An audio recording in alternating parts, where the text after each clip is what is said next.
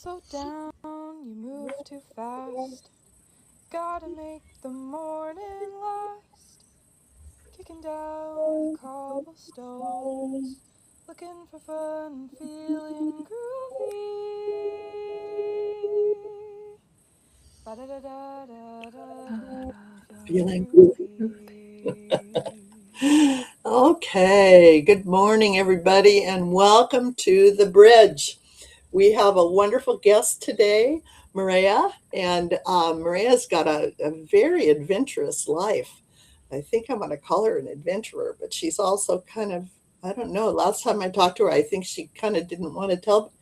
I was calling you a researcher, but you, and a scientist, but anyway, we'll get to know her very soon.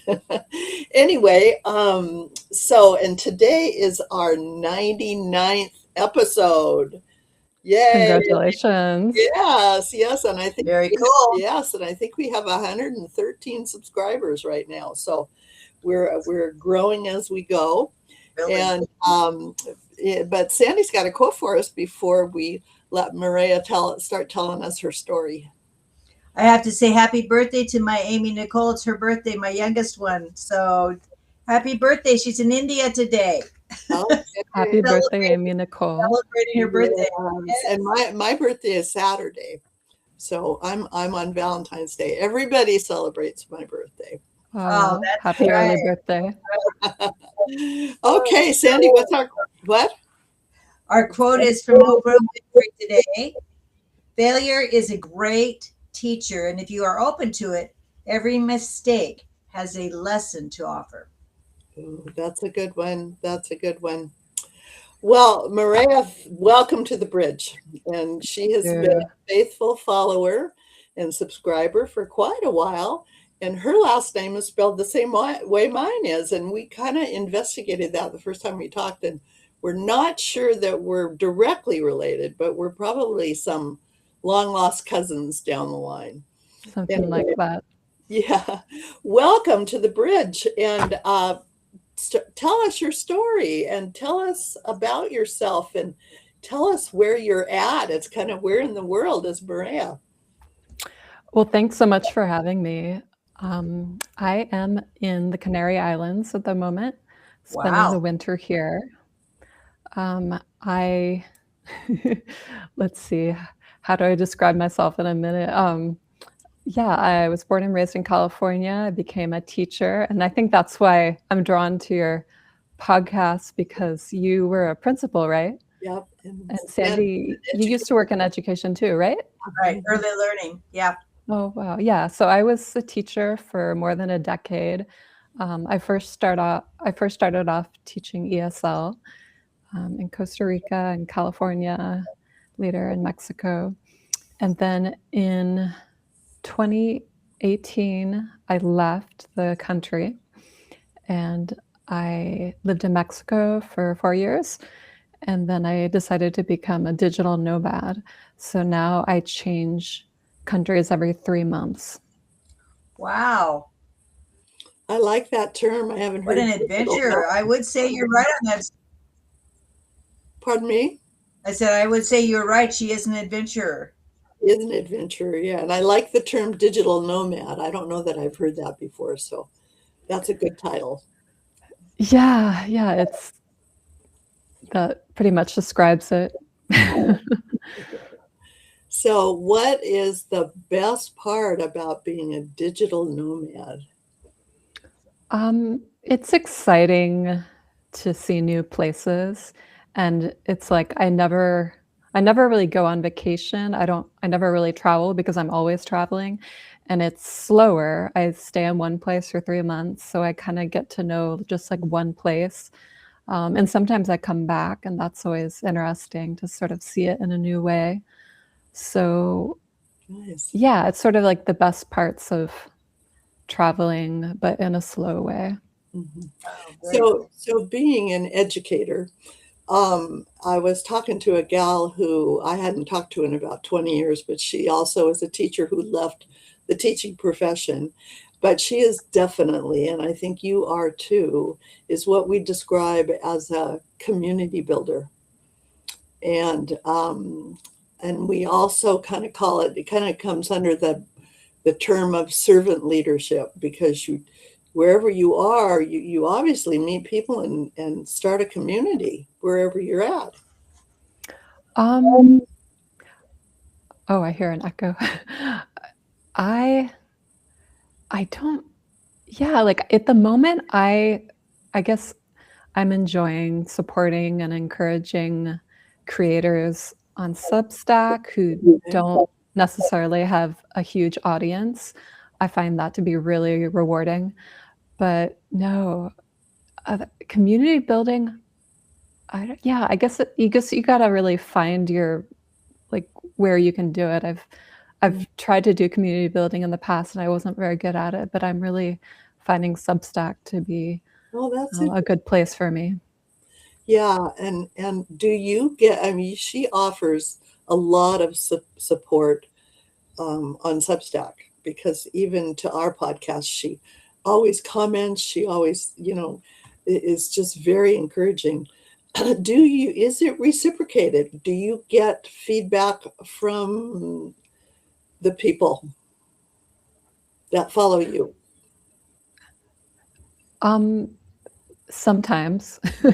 Yeah, I'm in it, like, people join Substack for different reasons, and Right. there's no right or wrong way to do it, but I'm looking for the people who, like, wanna have a community and who want that relationship where I read or listen to their work and they read or listen to my work, and so it's just a matter of finding those people. They're out there, Sure. and, yeah, I'm getting to know a lot of individuals on Substack, and yeah, so to answer your question, yes and no.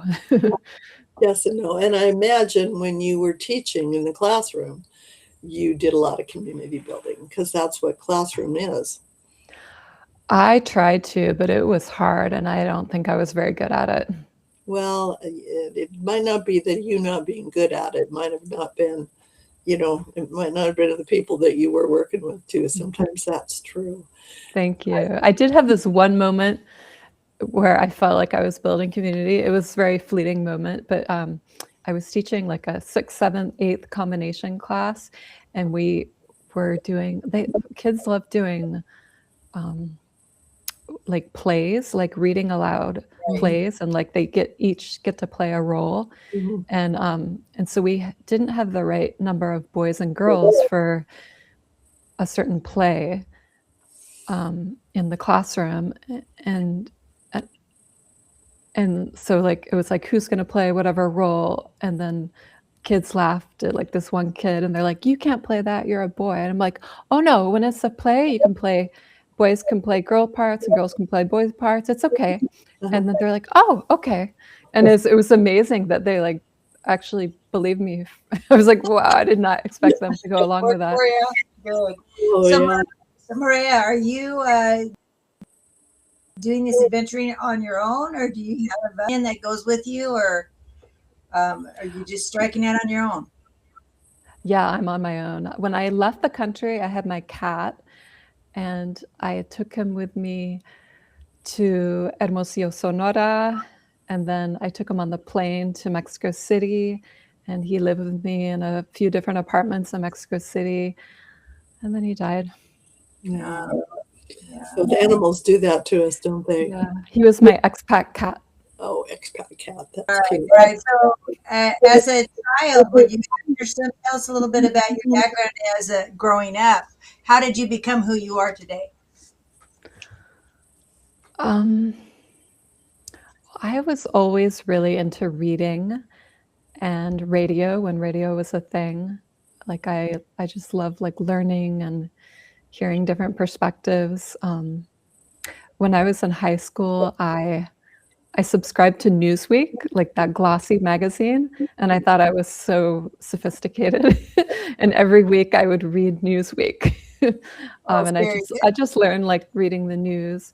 And then high school and in college, my roommate was into NPR, so I listened to NPR all the time, and my parents listened to it growing up. And then later, I got into the news show Democracy Now, and I was just obsessed with it. It was like a daily news hour show. And also print media. I really liked Mother Jones. So I've always really believed that journalism is important, and that's what I tried to do as a teacher to inspire kids to become informed citizens. And then I noticed one thing that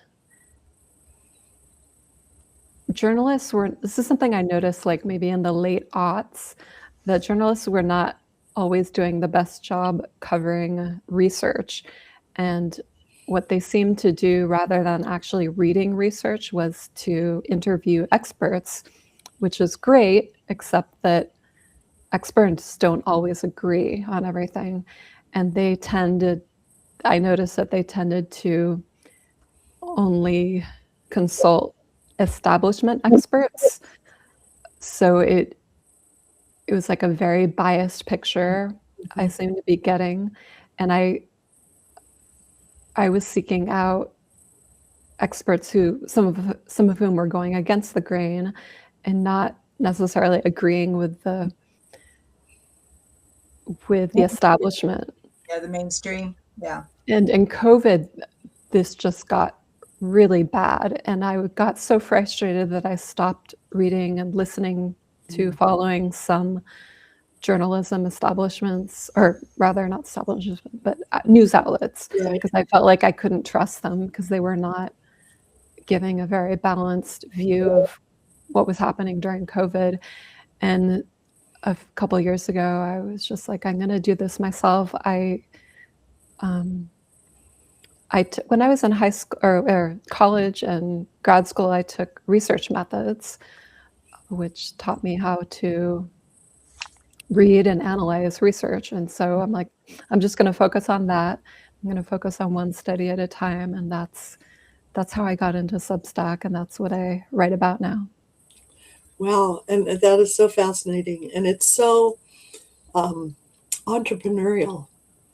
You know what I mean? You had the idea and you jumped in and did it. Well, really, I mean, that's what entrepreneurs do. They come, they think of things and then they move toward it. And that's what you did, because nobody was fulfilling what you wanted to see. And so you created it yourself. It's very creative and it's very entrepreneurial.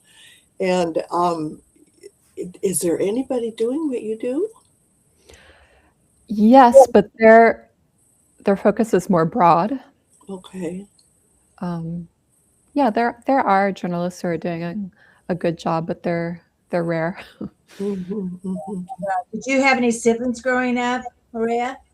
Yeah, I have a little brother and a little sister. Wow. Is that Are what you you stay in asked? contact say with that? them? Yes, she did. That was the question. Yeah. Are you still connecting with them now, even when you're across the world from them? Yeah, we send photos back and forth. My Oh, brother nice. lives in Colorado, and my sister lives in St. Paul, Minnesota. That's awesome. That's awesome. So, do you call yourself a journalist? Are you okay with that term? Well, it depends on your definition of journalism. I'm certainly following the spirit of journalism, but no, I didn't go to journalism school. But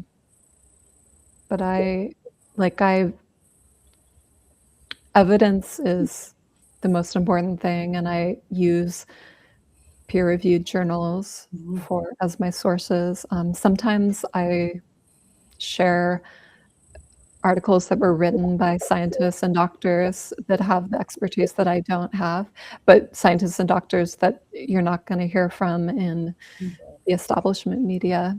So yeah, it just depends on your definition of journalism. But yeah, I focus on the evidence. I like that. And one thing I like about your articles, I don't read all of them, but the ones that I read,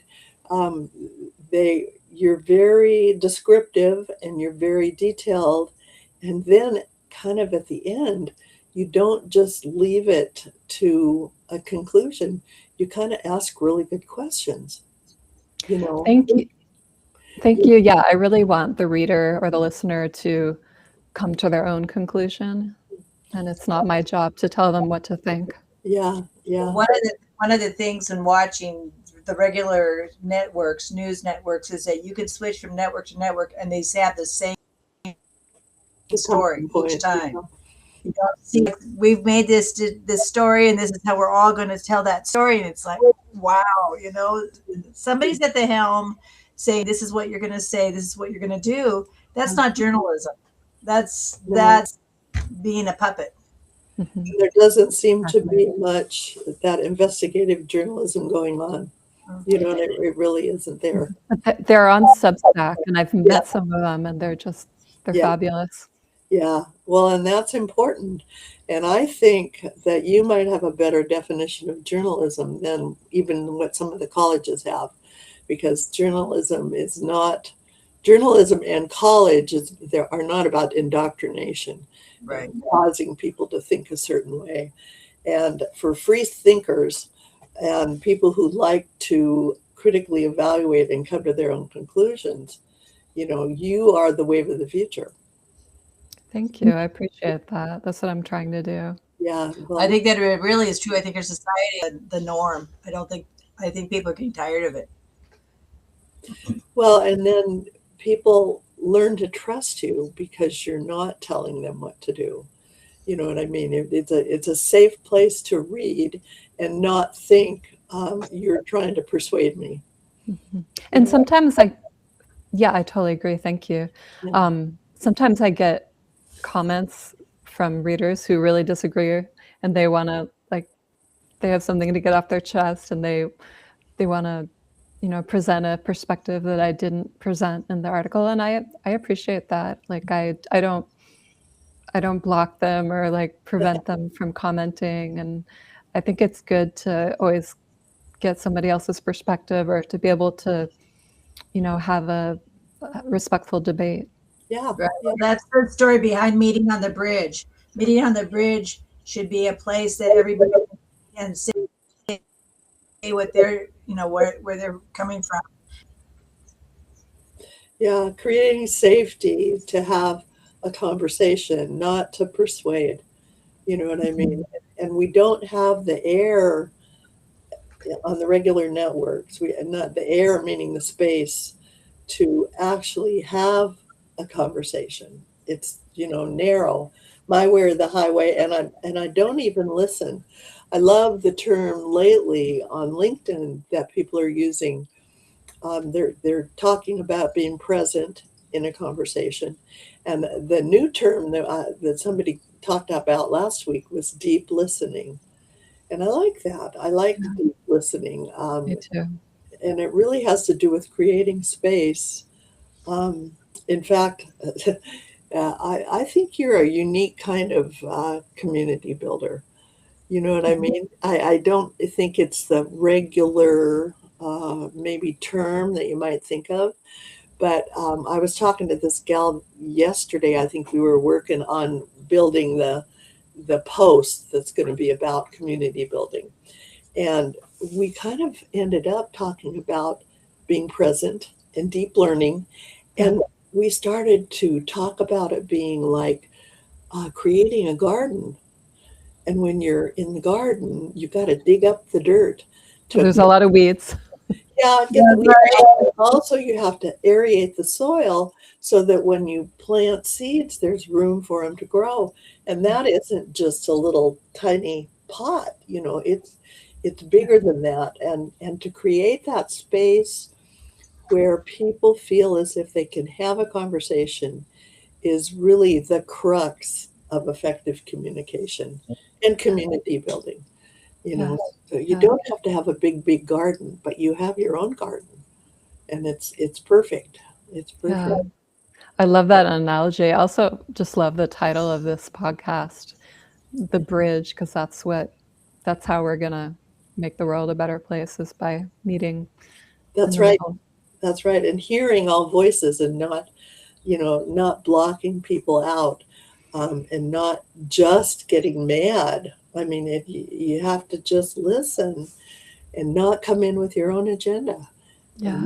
And that's kind of tough. It was interesting. I met my son. I was down at my daughter's house, and I met my son. He lives close to that, and we went on a coffee date. And it was politically we have a lot of differences. But what we found out when we talked, we found that we have more commonalities than differences. And I think that when you actually are brave enough to sit down and visit with each other and be able to listen, deep listening, like what Sue is talking about, and then be able to share where you're coming from and going and having the back and forth with respect. And that's what I told him. I said, it was a respectful conversation. We didn't agree on things, but there's things that we did agree. Place to be, and that's hard to find sometimes. Yeah, it is. It is really hard to find, but that's wonderful that you had that We had a moment really with good your son. walked away. Yeah, we walked away feeling like, okay, we may not be on the same page on everything, but Yeah, there's value in. that's the thing I think, Maria, that we find out when we actually are brave enough to have more commonality than there is differences in a lot of situations. And there's value just in the meeting. It doesn't have to be agreement, and that's what, Right. I mean, I taught in community college too, but I'm just thinking, in the college, in any classroom setting, it isn't about being right or wrong, because we don't teach people to learn and be excited about lifelong learning if everything is right or wrong. Yeah. It Yeah. has to be curious and, oh, well, what if? And, what if I think this way? What if I think that way? Exploration, and that's what makes people exciting. Yeah. So we talked a little bit about some leadership skills, and I know you're just a little shy about some of them. I'm wondering, I love the term digital nomad. And, obviously you've got some of the traits of a nomad, which are independence and thinking for yourself and exploration. I mean, a lot of people would be scared to do the exploration, go into the unknown and discover. But Well, go ahead. you know what? I taught middle school, so nothing scares me. That's true. I agree. I love that. Oh, Yeah. It's true. That was harder than anything. Yeah. That's nothing compared to, or being a digital nomad is nothing compared to teaching middle school. I think that would be a challenging age. It prepared you for it, right? Right. And I remember I have 3 sons, and when they were all in 6th and 7th grade, the big joke at our house was when you hand them the phone, all you ever heard was, huh, what, what, no actual words, just huh and what from boys, and so you're right, but I think that might be a term to tell middle school teachers about. They would get a kick out of digital, and you're going into the great unknown. But so what would be some words that you would use to describe and ascribe to? Can you rephrase the question? Sure. Leadership terms. Do you have some terms that fit well with who you perceive yourself to be? And what are some leadership skills that you have? Well, thinking about supporting other creators on Substack, I would say just like you said, deep listening, or like if it's in writing, Yeah. just like reading for comprehension. Like, what do people have to say? Where are they coming from? Trying to, really just read or listen for like what they're presenting. Mhm. And Sure. The meaning. I don't know how to say it. Just appreciating them for. I'm not being very articulate right now, but you're doing fine. Like meeting people where they are, Mm-hmm. and like rather That's just true. You're doing yeah. it. Yeah, I like that. And actually, what you're describing is a hugely supportive role and a part of building um, intimate community. You know what I mean? It isn't getting people together to have a party, and it isn't necessarily facilitating a group. It's actually connecting, and that's what Right. you're actually doing. And so, Connecting, yeah, yeah. yeah, connecting, and it's part of that dirt rototilling or dirt preparation. You know, you're preparing the soil for deep connection. Mhm. Those roots can go deep because you prepared the soil with caring and connecting and actually supporting, you know, and that does more encouragement than just the surface. Well, Maria, that when Thank you you. are meeting That's a good people, way of putting it. you're talking about meeting people where they are, and that means that you're meeting them without judgment Hmm. because you don't have you're not going in with a plan in mind. You're meeting them where they are, and you want to meet them where you are. So therefore, you can, what Sue would say is lean into your conversations or lean into your connections with curiosity about the other person and not have to have a pre-planned situation and let it happen. And Mhm. that's a gift because that doesn't, I think a lot of times we have everything kind of prearranged or we have already determined instead of actually finding out as we go, Mhm. meeting them where they are. Yeah, just That. and it's simple, just like it sounds overly simplistic, but just like listening to what they have to say or like reading the information they've provided or the art that they've created and just like witnessing what they've presented to the Yeah, world and just being there and seeing them or listening to them just like in a very simple way um, that yeah, yeah. simple but not common.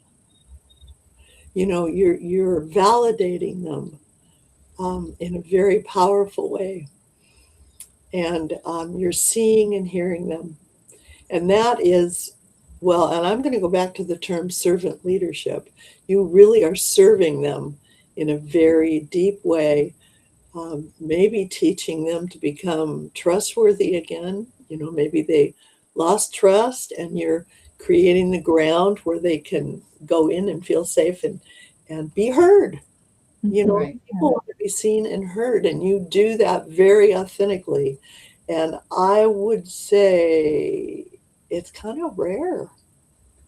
You know Well, what I thank mean? you. It might be simple, but it's not simplistic. It's like a rare jewel. Thank you. I agree. Like everybody here wants their work to be appreciated, and that's what I try to do. Yeah, you take the time to not only pay attention, but you take the time to give them feedback so that they, uh, you know, they're not trying to seek validation, but you're validating them, making it okay for them to have their voice. One of the thoughts that came into my mind, grassroots. Grassroots, starting at grassroots. I like that since we're talking about planting, Yeah, digging in the dirt, getting down, not going in with bias. We need to check that at the end of the bridge, come into the middle of the bridge, meeting them without biases, so that we can really hear and become acquainted with the people in our lives. yeah, Definitely. yeah. And being non-judgmental is a skill. It takes a lot to lay aside your judgments and to go in neutral. Mm. And Yeah, we I think have high energy. Go ahead. I'm sorry. no, no, I interrupted. No. Um, you were yeah, I think just to add to what you've been saying is, yeah, just like putting yourself in that person's shoes, I think can be really helpful Yeah, or that's trying to. right. Yeah, I mean, it's a certain type of empathy. You know, there's 4 or 5 different types of empathy, but it's definitely empathy to prepare the soil, and to put aside, and really put aside it. I mean, I know people who pretend to put aside, but then it'll come out, or their body language will give it away. But it's real authentic. You just really have a rare gift. It really is like a wonderful, beautiful diamond. Oh, thank you. I appreciate that. Yeah, yeah, I really see it as that. So, what would you tell someone who thinks they might have a digital nomad germ in them that they want Mhm. to think about? What would advice might you give them? Oh gosh. Well, I still miss my home. Like Right. part of me feels like I made the right decision, but the other half of me misses my house, and misses, yeah, the life I had in Tucson is where I was living. So I guess I would say, talk to other digital nomads about the pluses and the minuses, like the advantages and the disadvantages of the lifestyle, because it's a certain lifestyle and it has downsides. Um, yeah, what I initially did is I didn't sell my house in the beginning. I rented it out for a year and then I sold it. But the problem is that like 1 year was not long enough to know. So yeah, I don't know what to say. Like I'd say like make a list of the pros and cons, and because it's a big decision. Hmm. Um, and also, I sold my house at the wrong time, which is a mistake. Don't do that. Everybody's done that. Um, so the question was advice I'd give to potential digital nomads. Yeah, like don't make an impulsive decision. Like kind of like maybe do a trial run or like think about it for a long time and kind of visualize what that life would be like for you and what you want, and think about what you'd have to give up in order to have that life. Sure. So yeah, sit with it, let it marinate for a while. Don't make any impulsive decisions. Yeah, that's good. You have Would a, you do it again? oh, go ahead. Go ahead, Sue. Would you do it again? I'm so torn. Like it's like 50-50. Like Oh, I do miss my old house and my old life, but at the same time, like this is pretty amazing. I bet. Right. What Yeah. is you have a favorite that you've landed in your, My favorite place? a favorite place that you've landed? Favorite place? Yeah. Um, no, it's so hard. It's like I like different places for different reasons. Okay. Right. So I can't just choose one. So tell us some of the places you've been. I mean, you shared a little bit, but give us a little more of a travel log. Where have you gone? I was in Turkey for 3 months. I've been to Macedonia twice, so that's a total of 6 months. Um, I was in Serbia twice. Um, where else? Um, Cyprus. I've been several times to Cyprus. Um, Montenegro, just sort of in between Macedonia and Serbia. I've been to the UK, to France, to Spain, and 4 years in Mexico. Wow. And yeah, I feel very, very privileged to have been able to do this. Yeah. Do you know more Yeah. about geography than you used to? What? Yeah. Do you know more about geography than you used to? Yeah, yeah. It's always been a love of mine, geography, but Oh, good, good, good. So, Marias, have you felt traveling on your own? Have you felt like you were safe most of the time? well, I guess the least safe place I've lived was Mexico. Um, have I felt safe? Yeah, I felt safe, but I also have to be careful. Um, I, one one habit I've learned is, yeah, I mean, I pretty much don't talk to men unless like there's a reason to talk to them. Um, I basically have to be rude sometimes. Just don't. I'll Yeah. just, not engage with men on the street who want to talk to me. And obviously, I don't accept rides and really careful about taxi cabs. And another thing is, I don't. You don't always have to accept favors, and you don't always have to accept gifts. So that's something I would tell a young woman traveling alone. Like you you don't have to accept any gift and you don't have to accept any favor. Yeah, Right. you don't have to seemingly be polite.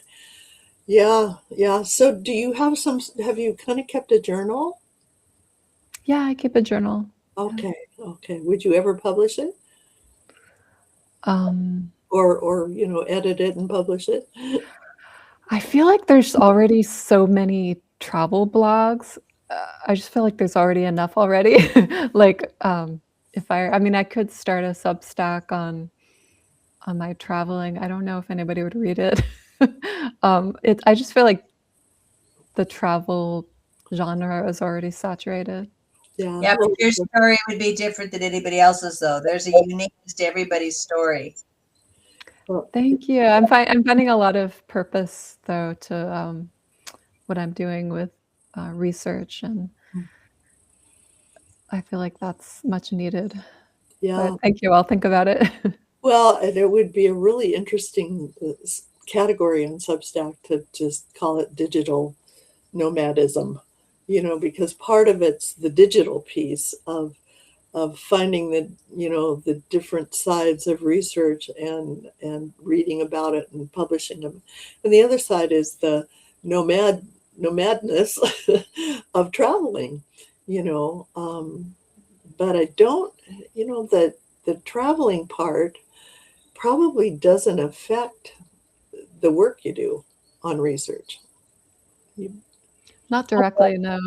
yeah, other than point of view, maybe. Yeah, it gives me the space. Yeah, it gives me the space to sort of read, Hmm. read, read more research. Yeah, maybe not be distracted by things at home or whatever. But it's certainly, like I said, I love the category.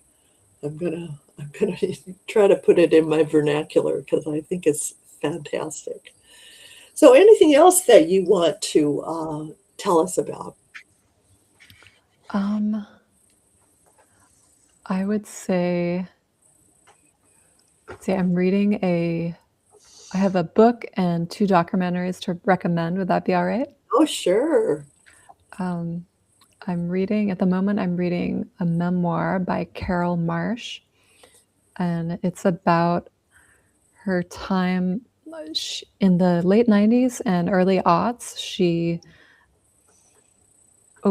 founded a shelter for homeless women with AIDS, and it's just about her experience doing that. I've just barely started it, so I don't know where it's going. Carol Marsh, but what's it called? It's called No Place I'd Rather Be, Oh, okay, and nice. it's very much not a white savior complex perspective. Right. It could be, but it's not. Yeah. She has a lot of humility. And then for people who love documentaries, only only if you like documentaries, but there's one I made a couple years ago called "Thank You, Dr. Fauci," and Oh, another one on the same topic, similar topic, called "Anecdotals." okay. Because you talk about anecdotal evidence. Well, Uh, what are the human stories behind the anecdotal evidence?